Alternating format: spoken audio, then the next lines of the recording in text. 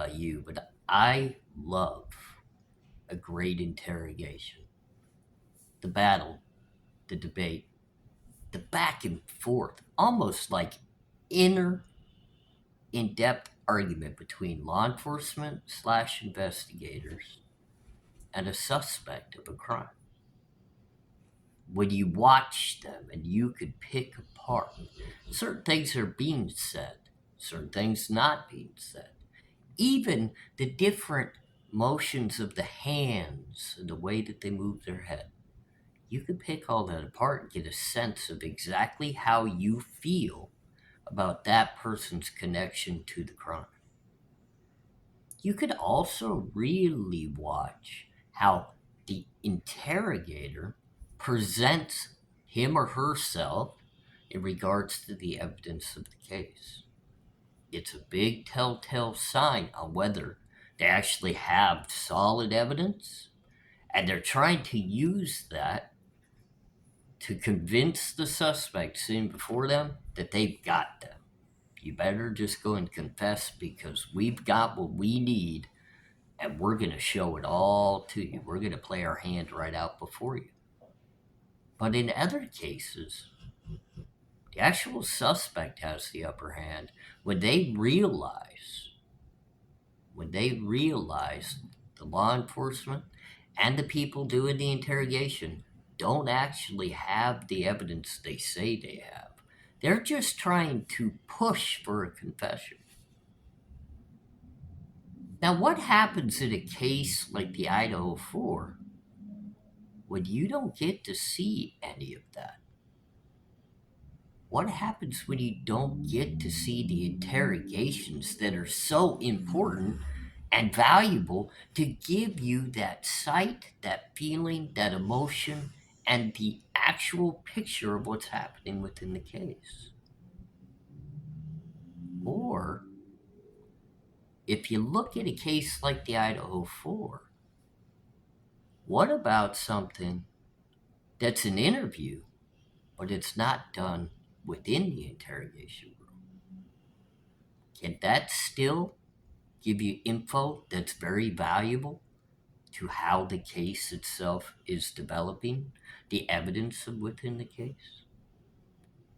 And then, if you really look at the individuals involved in that, and you can compare them, like I'm actually about ready to do for you, to a case that happened years ago,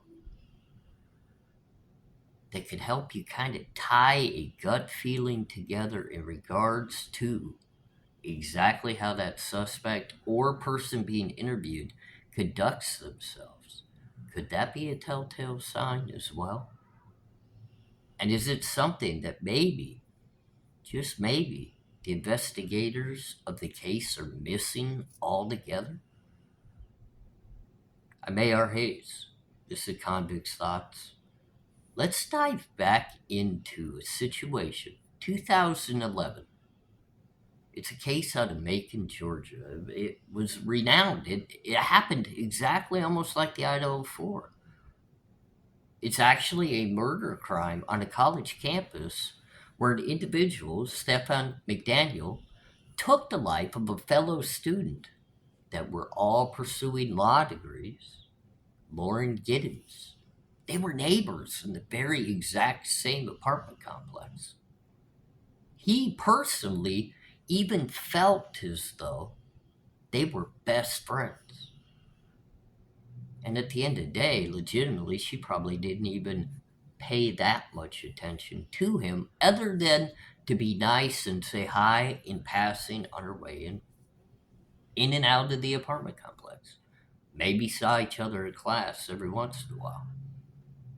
But within the young man's mind, he felt as though they were best friends.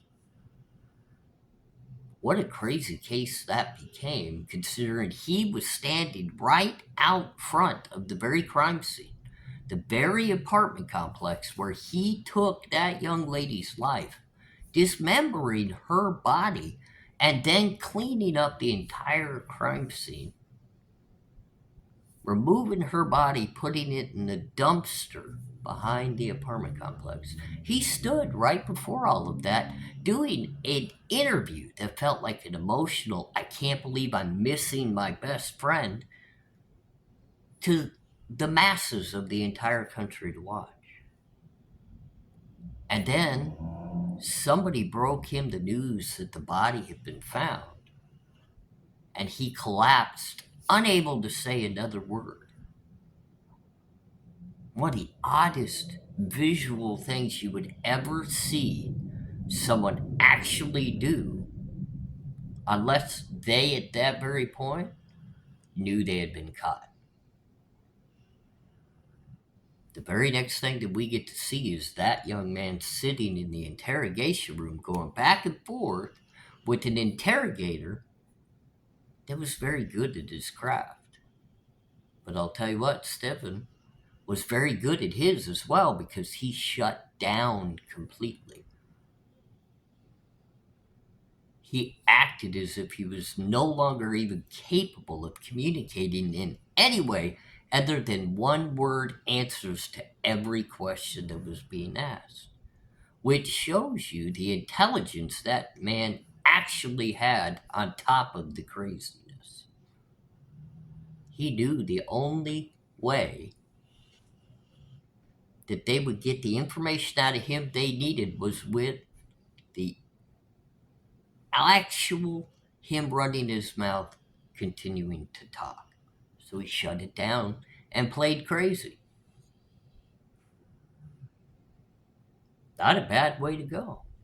Not a bad way to go.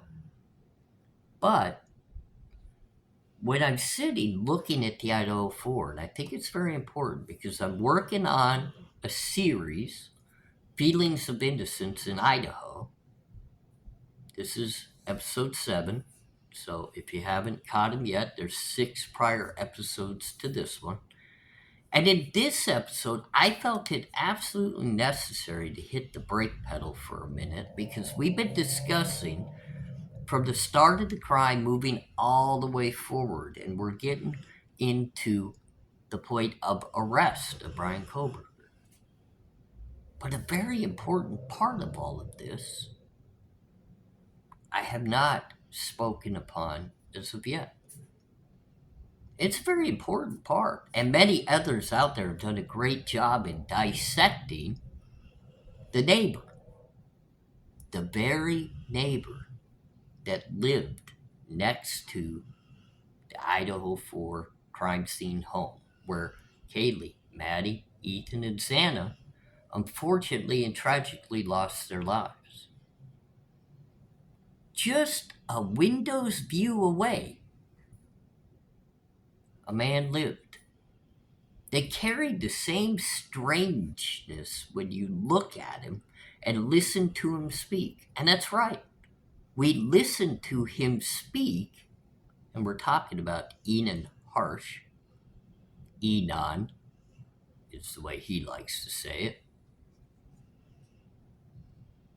We watch him speak prior to anybody else because he puts himself front and center, not only into the newscast, but also with other content creators from different platforms to tell a story. One that man probably should have never even have known. But he put bits and details into the very Idaho 4 story. He saw the black SUV from another state's plates sitting in front of the crime scene home at the time of the crime. He heard a scream in the distance that at first he felt had to have come from the crime scene home, but later he retracted that, saying it was a party night and it had to have come from somewhere else. So the story changed and it evolved. But my entire point of actually putting these two cases together is the direct opposites of the people engaged within the discussion, one being in an interrogation room and one doing live actual TV and interviews for social media platforms that never was even involved for some reason within the investigation. He himself said he was not involved or interrogated in the investigation. And what little bit of proof do we possibly have that that's probably true? Immediately after doing all of the interviews, the man left, hightailed the state, and began traveling across the West Coast, even stopping and doing different videos of his gambling and ways of trying to earn an income on his path. But he wasn't done doing interviews. He came back later and did a few more, and the story happened to evolve and even change a little bit in each interview he did. This is a man that did not carry himself in a manner that would not be considered odd. I mean, he was an oddball. And if you really start to dissect the Idaho 4 case, you can begin to paint a visual picture, not one that really portrays all the focus onto Brian Koberger, the actual arrested defendant in the case, but an overlooked individual that, like I said, lived a rock's throw away in an apartment that could literally stare right into the windows of the victim's bedrooms. So when you use the terminology, a stalker, a hunter, an incel, how do none of those in people's minds add up to Harsh? He stalked, in my opinion, if I were to look at this, and I'm just giving you my opinion, and just a visual view that I got in my head, and it all comes back from the McDaniel case that just seemed odd. And now I see a little bit of oddity in the Idaho 4. He couldn't just look out his window and be the stalker of the girls that he lived right next door to, that he watched engage into the party atmosphere that the house had. There's nothing wrong with that. You live on a college campus, you're growing individuals, you're gonna have fun. There's nothing wrong with that. But you have an older individual living just an apartment window away that has a background, an odd background, even a criminal background. A little bit different than what a suspect that's a PhD student in criminology, even applying to work for the local police departments and helping them in many different avenues within their enforcement group. Instead, you have an actual individual with a criminal background. What looks to be, I can't say it's proven, but it kind of really looks to be a little bit of an addictive background himself, whether that be within the narcotic or the alcohol background. He definitely seems like one that would mingle within the groups to do a little partying, a little mingling. But he also comes across as a little bit of an incel type. Why do I say that? Because it almost feels as though he's removed himself from the actual scene that involves other females and the mingling and trying to hook up for a date or have a little fun at a party. Instead, when something like this actually revolves around and puts a little spotlight on him, he hopped in his car and took off for a getaway road trip, one that he didn't want to be seen until he made the decision to be seen. There's a lot of scenarios and a lot of things that people put out there that could easily tie this gentleman to this crime. Even the fact, if they wanted to tie Brian and him together, Brian's road trip after the said crime happened drives right past Harsh's parents' front door as if he was dropping him off. So many theories have it that Brian Koberger was just the driver. Could it be possible that Brian Koberger was in the neighborhood where the very apartment that Inan lived and had just arrived home prior to the crime from what claims to be work or wherever he might be? Could Brian Koberger have been there to pick him up and drop him off at his parents' house? Or maybe just have an evening of dabbling in a little bit of addiction? Nobody's proven that that couldn't be a possibility. I know many think it could very well be. But just imagine that. 12 pings in the same area late at night. What time did Harsh typically get off work while working at the restaurant? And if they were dabbling together, what is so wrong with Koberger coming over to his apartment late in the evening and doing what they're going to do, and then even possibly driving him to his parents' house after the fact? Maybe even possibly bringing him back to his own apartment the very next morning when it's claimed he was in the area. But you have to focus in on a man doing live interviews, not interrogation room, but actual interviews, that puts himself into the visual eye of people like myself that want to pick apart his story and find the oddities or even the little pieces that could connect him. It's almost like having that suspect in the interrogation room that we're all visually watching to see if they're going to tell on themselves or give up prime information that will tie them into the crime. None of us have seen any of those interrogation videos in regards to the Idaho 4 because it doesn't seem as though they have any.